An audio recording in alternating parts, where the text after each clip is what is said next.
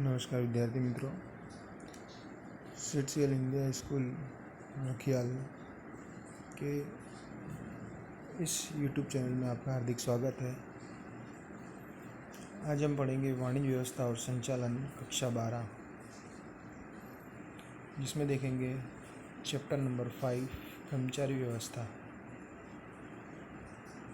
कर्मचारी व्यवस्था में आज हम देखेंगे सबसे पहला प्रश्न है कर्मचारी व्यवस्था के विचार और लक्षण। कर्मचारी व्यवस्था के विचार।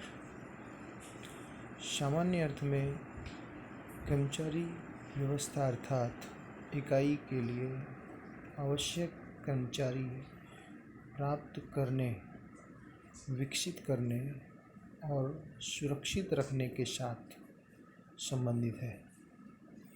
अगर इसे हम विस्तृत अर्थ में देखें तो कर्मचारी व्यवस्था अर्थात कर्मचारियों की भर्ती, चयन, प्रशिक्षण, पदोन्नति और उनकी निवृत्ति के बाद के कार्यों का समावेश किया जाता है।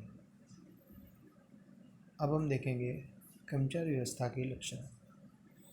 तो विद्यार्थी मित्रों, कर्मचारी व्यवस्था के मुख्य 7 लक्षण हैं। पहला है संचालन का महत्वपूर्ण कार्य। संचालन के अन्य कार्यों जैसे आयोजन, व्यवस्था तंत्र, मार्गदर्शन, संकलन और नियंत्रण की तरह कर्मचारी व्यवस्था भी संचालन का एक महत्वपूर्ण कार्य है। इसी तरह इसका दूसरा लक्षण है स्थायी प्रक्रिया। कर्मचारी बिना इकाई का अस्तित्व संभव नहीं है।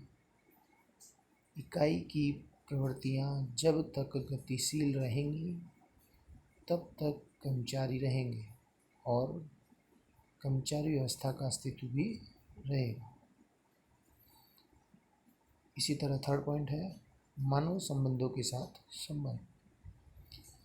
कर्मचारी व्यवस्था का उद्देश्य योग्य कर्मचारी प्राप्त करके उनका इकाई में श्रेष्ठतम उपयोग करना और कर्मचारी उत्पादन का एकमात्र जीवन साधन है।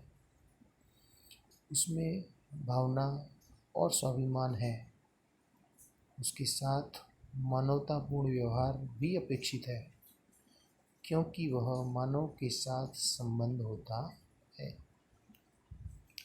इसी तरह हम देखेंगे पॉइंट नंबर 4, प्रवृत्तियां गतिशील होती हैं।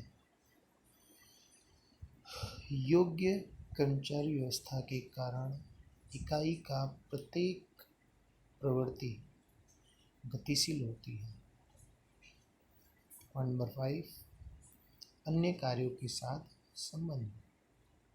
संचालन के अन्य कार्य जैसे आयोजन, व्यवस्था तंत्र, मार्गदर्शन, संकलन और नियंत्रण के साथ कर्मचारी व्यवस्था का संबंध होता है। इसी तरह पॉइंट नंबर 6, विस्तृत प्रवृत्ति। कर्मचारी व्यवस्था मात्र श्रमिक कल्याण की ही प्रवृत्ति नहीं, परंतु यह श्रमिकों को प्राप्त करने, सुरक्षित रखने, शिक्षित करने और विकसित करने का भी कार्य करती है। इसी तरह कर्मचारी व्यवस्था के लक्षण का लास्ट पॉइंट है